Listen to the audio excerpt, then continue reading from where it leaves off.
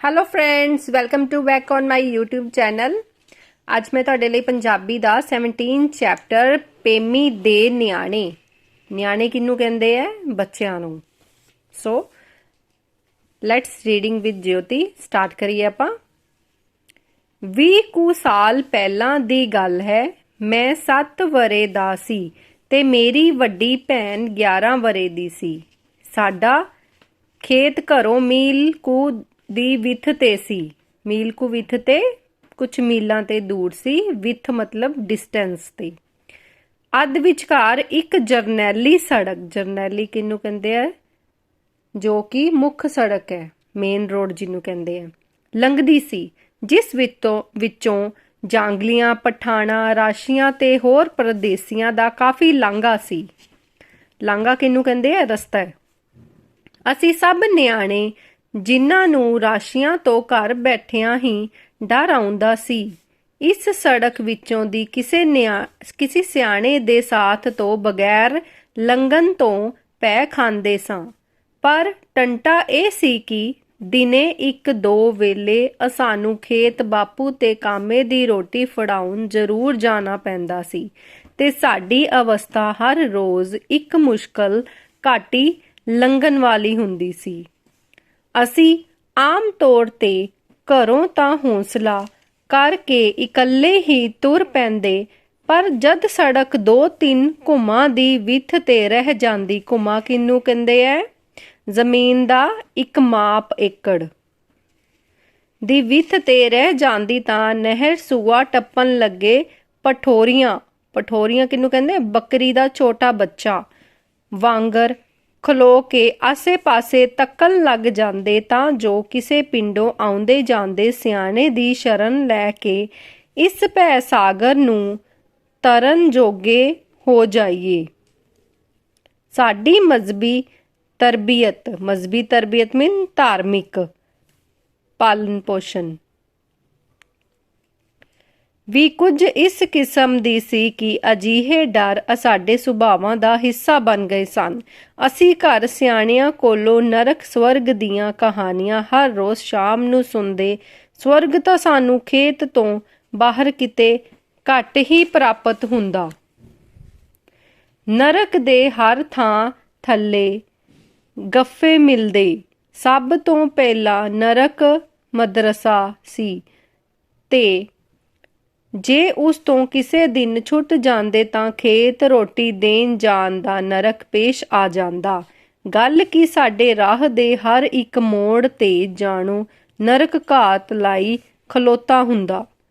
ਖਬਰੇ ਇਸ ਸੜਕ ਦਾ ਭੈ ਸਾਗਰ ਲੰਘਣ ਕਰਕੇ ਸਾਨੂੰ ਖੇਤ ਜਾਣਾ ਨਰਕ ਲੱਗਦਾ ਸੀ, ਜਾਂ ਖੇਤ ਰੋਟੀ ਲੈ ਜਾਣ ਲੱਗੇ ਇਸ ਸੜਕ ਨੂੰ ਲੰਘਣਾ ਸਾਨੂੰ ਭੈ ਸਾਗਰ ਦਿਖਾਈ ਦਿੰਦਾ ਸੀ। ਮੈਂ ਇਸ ਦੀ ਬਾਬਤ ਯਕੀਨ ਨਾਲ ਕੁਝ ਨਹੀਂ ਕਹਿ ਸਕਦਾ। ਮੈਨੂੰ ਇਹ ਪਤਾ ਹੈ ਕਿ ਖੇਤ ਸਵਰਗ ਸੀ ਤੇ ਖੇਤ ਰੋਟੀ ਲੈ ਜਾਣ ਦੀ ਖੇਚਲ ਨਰਕ ਅਤੇ ਉਹ ਜਰਨੈਲੀ ਸੜਕ ਵਿਚਕਾਰਲਾ ਭੈ ਸਾਗਰ। ਸਿਆਲ ਦੇ ਦਿਨ ਸਨ। ਅਸੀਂ ਦੋਵੇਂ ਭੈਣ ਭਰਾ ਦੁਪਹਿਰ ਦੀ ਰੋਟੀ ਲੈ ਕੇ ਖੇਤ ਨੂੰ ਚੱਲ ਪਏ। ਨਿੱਘੀ ਧੁੱਪ ਪੈ ਰਹੀ ਸੀ ਤੇ ਅਸੀਂ ਟੁਰੇ ਜਾਂਦੇ ਵੀ ਜਾਣੋ ਸਿਆਲ ਦੀ ਧੁੱਪ ਦੀ ਨੀਂਦ ਦਾ ਨਿੱਘ ਲੈ ਰਹੇ ਸਾਂ। ਪਰ ਦਿਲ ਵਿੱਚ ਸੜਕ ਲੰਘਣ ਦਾ ਡਰ ਚੂਹੇ ਵਾਂਗ ਕੁਤਰ ਰਿਹਾ ਸੀ। ਅਸੀਂ ਡਰ ਨੂੰ ਦਬਾਉਣ ਦਾ ਇੱਕ ਆਮ ਤਰੀਕਾ ਵਰਤਣਾ ਚਾਹਿਆ। ਭੈਣ ਮੈਨੂੰ ਇਹ ਕਹਾਣੀ ਸੁਣਾਉਣ ਲੱਗ ਪਈ। ਇੱਕ ਸੀ ਰਾਜਾ, ਉਹਦੀ ਰਾਣੀ ਮਰ ਗਈ। ਮਰਨ ਲੱਗੀ ਰਾਣੀ ਨੇ ਰਾਜੇ ਨੂੰ ਕਿਹਾ ਕਿ ਤੂੰ ਮੈਨੂੰ ਇੱਕ ਕਰਾਰ ਦੇ। ਰਾਜੇ ਨੇ ਪੁੱਛਿਆ, ਕੀ? ਮੈਂ ਕਹਾਣੀ ਵੱਲੋਂ ਧਿਆਨ ਮੋੜ ਕੇ ਪਿਛਾਂਹ ਵੱਲ ਨੂੰ ਦੇਖਿਆ ਕਿ ਕਿਤੇ ਕੋਈ ਆਦਮੀ ਸਾਡੇ ਰਾਹ ਜਾਣ ਵਾਲਾ ਆ ਰਿਹਾ ਹੋਵੇ। ਤੂੰ ਸੁਣਦਾ ਨਹੀਂ ਵੀਰ? ਭੈਣ ਨੇ ਮੋਢੇ ਨੂੰ ਹਲੂਣ ਕੇ ਆਖਿਆ। ਨਹੀਂ, ਮੈਂ ਸੁਣਦਾ, ਮੈਂ ਭਰਾਵਾਂ ਵਾਲੀ ਗੁਸਤਾਖੀ ਨਾਲ ਜਵਾਬ ਦਿੱਤਾ। ਅੱਛਾ। ਜਦ ਉਹ ਰਾਣੀ ਮਰਨ ਲੱਗੀ ਤਾਂ ਉਸ ਨੇ ਰਾਜੇ ਨੂੰ ਸੱਦ ਕੇ ਕਿਹਾ ਕਿ ਤੂੰ ਮੇਰੇ ਨਾਲ ਕਰਾਰ ਕਰ। ਰਾਜੇ ਨੇ ਪੁੱਛਿਆ, ਕੀ? ਰਾਣੀ ਨੇ ਕਿਹਾ, ਤੂੰ ਹੋਰ ਵਿਆਹ ਨਾ ਕਰਾਈਂ। सच मैं दसना भुल गई, रानी दे 2 पुੱਤ ते 1 ਧੀ ਸੀਗੇ। ਸਾਨੂੰ ਰਾਜਾ ਤੇ ਰਾਣੀ ਆਪਣੇ ਮਾਪਿਓ ਵਰਗੇ ਹੀ ਭਾਸਦੇ ਸਨ। ਜੇ ਸਾਡੀ ਮਾਂ ਮਰਨ ਲੱਗੇ ਤਾਂ ਸਾਡੇ ਪਿਓ ਨੂੰ ਵੀ ਇਹ ਬਚਨ ਦੇਣ ਲਈ ਆਖੇ। ਇਹ ਖਿਆਲ ਸਾਡੀ ਅਚੇਤਨਤਾ ਵਿੱਚ ਕੰਮ ਕਰ ਰਿਹਾ ਹੋਵੇਗਾ। ਮੈਨੂੰ ਉਹ ਧੀ ਆਪਣੀ ਭੈਣ ਲੱਗੀ ਤੇ 2 ਪੁੱਤ ਮੇਰਾ ਆਪਣਾ ਆਪ। ਮੇਰੀ ਭੈਣ ਪਿੰਡ ਵੱਲ ਦੇਖ ਰਹੀ ਸੀ। ਸੁਣਾ ਵੀ ਗਾਹਾਂ। ਮੈਂ ਉਸ ਨੂੰ ਪਹਿਲੀ ਤਰ੍ਹਾਂ ਖਰਵੇ ਬੋਲ ਨਾਲ ਆਖਿਆ। ਰਾਣੀ ਨੇ ਕਿਹਾ, ਬਈ ਮੇਰੇ ਪੁੱਤਾਂ ਤੇ ਧੀ ਨੂੰ ਮਤੇਈ ਦੁੱਖ ਦਊਗੀ। ਭੈਣ ਨੇ ਹੋਰ ਵੀ ਮਿੱਠੀ ਤੇ ਹੋਰ ਵੀ ਤ੍ਰੀਮਤ ਬਣ ਕੇ ਦੱਸਿਆ। ਇਸ ਕਰਕੇ ਉਸਨੇ ਰਾਜੇ ਤੋਂ ਇਹ ਕਰਾਰ ਮੰਗਿਆ। ਰਾਜੇ ਨੇ ਕਿਹਾ, ਚੰਗਾ, ਮੈਂ ਕਰਾਰ ਦਿੰਨਾ। ਜਿਵੇਂ ਕਿਤੇ ਇਹ ਰਾਜਾ ਇਹ ਇਕਰਾਰ ਨਾ ਦਿੰਦਾ ਤਾਂ ਰਾਣੀ ਮਰਨੋਂ ਨਾ ਕਰ ਦਿੰਦੀ। ਭਾਵੇਂ ਸਾਨੂੰ ਦੋਹਾਂ ਨੂੰ ਪਤਾ ਸੀ ਕਿ ਦਿਨੇ ਕਹਾਣੀਆਂ ਪਾਉਣ ਨਾਲ ਰਾਹੀਂ ਰਾਹ ਭੁੱਲ ਜਾਂਦੇ ਨੇ, ਅਸਾਂ ਇੱਕ ਦੂਜੇ ਨੂੰ ਇਹ ਚੇਤਾਵਨੀ ਨਾ ਕਰਵਾਈ ਤੇ ਇਸ ਸੂਝ ਨੂੰ ਆਪਣੇ ਦਿਲਾਂ ਦੇ ਵਿਚਾਰਾਂ ਤੇ ਅਸਰ ਨਾ ਕਰਨ ਦਿੱਤਾ। ਪਰ ਰਾਜੇ ਨੇ ਝਟ ਹੀ ਦੂਜਾ ਵਿਆਹ ਕਰਵਾ ਲਿਆ। ਪਿਛਲੇ ਮੋੜ ਤੋਂ ਸਾਨੂੰ ਇੱਕ ਆਦਮੀ ਆਉਂਦਾ ਦਿਸਿਆ। ਅਸਾਂ ਸੁੱਖ ਦਾ ਸਾਹ ਭਰਿਆ ਤੇ ਉਸ ਨੂੰ ਨਾਲ ਰਲਾਉਣ ਲਈ ਖਲੋ ਗਏ। ਸਾਡੀ ਬਾਤ ਵੀ ਖਲੋ ਗਈ, ਪਰ ਉਹ ਆਦਮੀ ਕਿਸੇ ਹੋਰ ਪਾਸੇ ਨੂੰ ਜਾ ਰਿਹਾ ਸੀ ਤੇ ਸਾਡੇ ਵੱਲ ਨਾ ਮੁੜਿਆ। ਜਿਸ ਮੰਤਵ ਨੂੰ ਪੂਰਾ ਕਰਨ ਲਈ ਅਸਾਂ ਇਹ ਬਾਤ ਦਾ ਪਖੰਡ ਰਚਿਆ ਸੀ, ਉਹ ਪੂਰਾ ਨਾ ਹੋ ਸਕਿਆ। ਸਾਡਾ ਖਿਆਲ ਸੀ ਬਾਤ ਦੇ ਰੁਝੇਵੇਂ ਵਿੱਚ ਅਸਾਂ ਅਚੇਤ ਹੀ ਸੜਕ ਪਾਰ ਹੋ ਜਾਵਾਂਗੇ, ਪਰ ਹੁਣ ਸੜਕ ਘੁਮਾ ਕੁ ਦੂਰ ਰਹਿ ਗਈ ਤਾਂ ਸਾਡੀ ਕਹਾਣੀ ਵੀ ਠਠੰਬਰ ਕੇ ਖਲੋ ਗਈ ਤੇ ਕਿਸੇ ਸਿਆਣੇ ਸਾਥੀ ਦੇ ਆ ਰਲਣ ਦੀ ਆਸ ਵਿੱਚ ਟੁੱਟ ਗਈ। ਅਸੀਂ ਦੋਵੇਂ ਸਹਿਮ ਕੇ ਖਲੋ ਗਏ। 10-20 ਕਦਮ ਹੋਰ ਪੁੱਟੇ ਤਾਂ ਸਾਡਾ ਡਰ ਹੋਰ ਵੱਧ ਗਿਆ।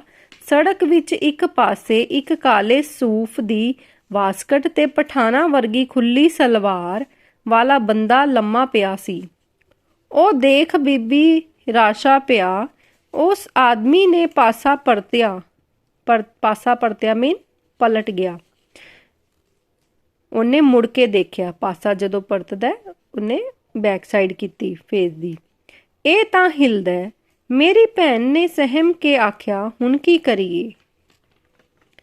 ਇਹ ਆਪਾਂ ਨੂੰ ਫੜ ਲਓ। ਮੈਂ ਪੁੱਛਿਆ, ਹੋਰ ਕੀ? ਉਸਨੇ ਜਵਾਬ ਦਿੱਤਾ, ਅਸੀਂ ਰਾਤ ਨੂੰ ਘਰੋਂ ਬਾਹਰ ਤਾਂ ਘੱਟ ਹੀ ਕਦੀ ਨਿਕਲੇ ਸਾਂ, ਪਰ ਇਹ ਸੁਣਿਆ ਹੋਇਆ ਸੀ ਕਿ ਜੇ ਡਰ ਲੱਗੇ ਤਾਂ ਵਾਹਿਗੁਰੂ ਦਾ ਨਾਮ ਲੈਣਾ ਚਾਹੀਦਾ ਹੈ, ਫਿਰ ਡਰ ਹਟ ਜਾਂਦਾ ਹੈ। ਸਾਡੀ ਮਾਂ ਅਸਾਂ ਨੂੰ ਮਾਮੇ ਦੀ ਗੱਲ ਸੁਣਾਉਂਦੀ ਹੁੰਦੀ ਸੀ। ਇੱਕ ਵਾਰੀ ਸਾਡਾ ਮਾਮਾ ਤੇ ਇੱਕ ਬ੍ਰਾਹਮਣ ਕਿਤੇ ਰਾਤ ਨੂੰ ਕਿਸੇ ਪਿੰਡ ਦੇ ਸੀਵਿਆਂ ਵਿੱਚੋਂ ਲੰਘ ਰਹੇ ਸਨ ਕਿ ਉਹਨਾਂ ਦੇ ਪੈਰਾਂ ਵਿੱਚ ਵੱਡੇ ਵੱਡੇ ਦਗਦੇ ਅੰਗਿਆਰ ਡਿੱਗਣ ਲੱਗ ਪਏ। ਬ੍ਰਾਹਮਣ ਨੇ ਸਾਡੇ ਮਾਮੇ ਨੂੰ ਪੁੱਛਿਆ, ਕੀ ਕਰੀਏ? ਉਸਨੇ ਕਿਹਾ, ਪੰਡਤ ਜੀ, ਰੱਬ ਰੱਬ ਕਰੋ। ਸਾਡਾ ਮਾਮਾ ਵਾਹਿਗੁਰੂ ਵਾਹਿਗੁਰੂ ਕਰਨ ਲੱਗ ਪਿਆ। ਪੰਡਤ ਰਾਮ ਰਾਮ। ਅੰਗਿਆਰ ਡਿੱਗਦੇ ਤਾਂ ਹਰੇ ਰਹੇ, ਪਰ ਉਹਨਾਂ ਤੋਂ ਦੂਰ। ਸਾਨੂੰ ਇਸ ਗੱਲ ਕਰਕੇ ਆਪਣੇ ਮਾਮੇ ਤੇ ਬੜਾ ਮਾਣ ਸੀ। ਆਪਾਂ ਵਾਹਿਗੁਰੂ ਵਾਹਿਗੁਰੂ ਕਰੀਏ। ਮੈਂ ਦੱਸਿਆ, ਵਾਹਿਗੁਰੂ ਤੋਂ ਤਾਂ ਭੂਤ ਪ੍ਰੇਤ ਹੀ ਡਰਦੇ ਨੇ, ਆਦਮੀ ਨਹੀਂ ਡਰਦੇ। ਮੇਰੀ ਭੈਣ ਨੇ ਕਿਹਾ, ਮੈਂ ਮੰਨ ਗਿਆ। ਸੜਕ ਵਿੱਚ ਪਿਆ ਰਾਸ਼ਾ ਤਾਂ ਆਦਮੀ ਸੀ, ਉਹ ਰੱਬ ਤੋਂ ਕਿੱਥੇ ਡਰਨ ਲੱਗਾ ਸੀ। ਤਾਂ ਫੇਰ ਹੁਣ ਕੀ ਕਰੀਏ? ਅਸੀਂ 5-7 ਮਿੰਟ ਸਹਿਮ ਕੇ ਖਲੋਤੇ ਰਹੇ। ਹਾਲੇ ਵੀ ਸਾਡੇ ਦਿਲਾਂ ਵਿੱਚ ਆਸ ਸੀ ਕਿ ਕੋਈ ਆਦਮੀ, ਇੱਕ ਰਾਸ਼ੀ ਆਦਮੀ ਨੂੰ ਡਰਾਉਣ ਵਾਲਾ ਸਾਡੇ ਨਾਲ ਆ ਮਿਲੇਗਾ, ਪਰ ਇਹ ਆਸ ਪੂਰੀ ਹੁੰਦੀ ਨਾ ਦਿਸੀ। ਅਸੀਂ ਇੱਕ ਦੂਜੇ ਦੇ ਮੂੰਹ ਵੱਲ ਤੱਕਦੇ ਰਹੇ, ਪਰ ਮੈਨੂੰ ਯਾਦ ਹੈ ਕਿ ਅਸੀਂ ਉਸ ਵੇਲੇ ਇੱਕ ਦੂਜੇ ਦੇ ਚਿਹਰਿਆਂ ਵਿੱਚ ਕੁਝ ਲੱਭ ਨਹੀਂ ਸਾਂ ਸਕਦੇ। ਸਾਡਾ ਡਰਪਨ ਸਾਡੀ ਏਕਤਾ ਕਿਸੇ ਦੀਰਘ ਡੂੰਘਾਈ ਵਿੱਚ ਰਹਿੰਦੀ ਸੀ। ਕੁਝ ਮਿੰਟਾਂ ਬਾਅਦ ਮੇਰਾ ਰੋਣਾ ਨਿਕਲ ਪਿਆ। ਮੇਰੀ ਭੈਣ ਨੇ ਪੱਲੇ ਨਾਲ ਮੇਰੇ ਅਥਰੂ ਪੂੰਝਦਿਆਂ ਆਖਿਆ, ਨਾ ਵੀਰ, ਰੋਣਾ ਕਿਉਂ ਹੈ? ਆਪਾਂ ਇੱਥੋਂ ਖੜੋਨੇ ਆ, ਹੁਣੇ ਪਿੰਡੋਂ ਕੋਈ ਆ ਜਾਊ। ਮੈਂ ਚੁੱਪ ਕਰ ਗਿਆ। ਅਸਾਂ ਕੁਝ ਕਦਮ ਸੜਕ ਵੱਲ ਪੁੱਟੇ, ਫੇਰ ਖਲੋ ਗਏ ਤੇ ਫੇਰ ਉਹ ਹੀ 5 ਕਦਮ ਮੁੜ ਆਏ। ਅੰਤ ਮੇਰੀ ਭੈਣ ਨੇ ਕੁਝ ਵਿਚਾਰ ਬਾਅਦ ਕਿਹਾ, ਆਪਾਂ ਕਹਾਂਗੇ ਅਸੀਂ ਤਾਂ ਪੇਮੀ ਦੇ ਨਿਆਣੇ ਆ, ਸਾਨੂੰ ਨਾ ਫੜ। ਉਸਦੇ ਮੂੰਹ ਵਿੱਚੋਂ ਪੇਮੀ ਸ਼ਬਦ ਬਹੁਤ ਮਿੱਠਾ ਨਿਕਲਦਾ ਹੁੰਦਾ ਸੀ ਤੇ ਹੁਣ ਤਾਂ ਜਦ ਉਹ ਮੇਰੇ ਵੱਲ ਝੁਕ ਕੇ ਮੈਨੂੰ ਤੇ ਆਪਣੇ ਆਪ ਨੂੰ ਦਿਲਾਸਾ ਦੇ ਰਹੀ ਸੀ, ਉਹ ਖੁਦ ਪੇਮੀ ਬਣੀ ਹੋਈ ਸੀ। ਮੇਰੇ ਦਿਲ ਨੂੰ ਡਾਰਸ ਵੱਜ ਗਈ। ਡਾਰਸ ਮਤਲਬ ਤਸੱਲੀ, ਧੀਰਜ। ਰਾਸ਼ੇ ਨੂੰ ਜਦ ਪਤਾ ਲੱਗੂ ਕਿ ਅਸੀਂ ਪੇਮੀ ਦੇ ਨਿਆਣੇ ਹਾਂ ਤਾਂ ਉਹ ਸਾਨੂੰ ਕੁਝ ਨਹੀਂ ਆਖੇਗਾ, ਨਹੀਂ ਫੜੇਗਾ। ਜਿਵੇਂ ਕੰਬਦਾ ਹਿਰਦਾ ਤੇ ਥਿੜਕਦੇ ਪੈਰ ਰੱਬ ਰੱਬ ਕਰਦੇ ਸ਼ਮਸ਼ਾਨ ਭੂਮੀ ਵਿੱਚੋਂ ਗੁਜ਼ਰ ਜਾਂਦੇ ਹਨ, ਜਿਵੇਂ ਹਿੰਦੂ ਗਊ ਦੀ ਪੂਛ ਫੜ ਕੇ ਭਵਸਾਗਰ ਤਰ ਜਾਂਦਾ ਹੈ, ਅਸੀਂ ਪੇਮੀ ਦਾ ਨਾਮ ਲੈ ਕੇ ਸੜਕ ਪਾਰ ਹੋ ਗਏ। ਰਾਸ਼ਾ ਉਸੇ ਤਰ੍ਹਾਂ ਉੱਥੇ ਹੀ ਪਿਆ ਰਿਹਾ। ਸੋ ਫਰੈਂਡਸ, ਮੈਨੂੰ ਹੋਪ ਹੈ ਤੁਹਾਨੂੰ ਇਹ ਚੈਪਟਰ ਸਮਝ ਆਇਆ ਹੋਏਗਾ ਤੇ ਰੀਡਿੰਗ ਕਰਨੀ ਵੀ ਆਈ ਹੋਏਗੀ। So thank you for watching.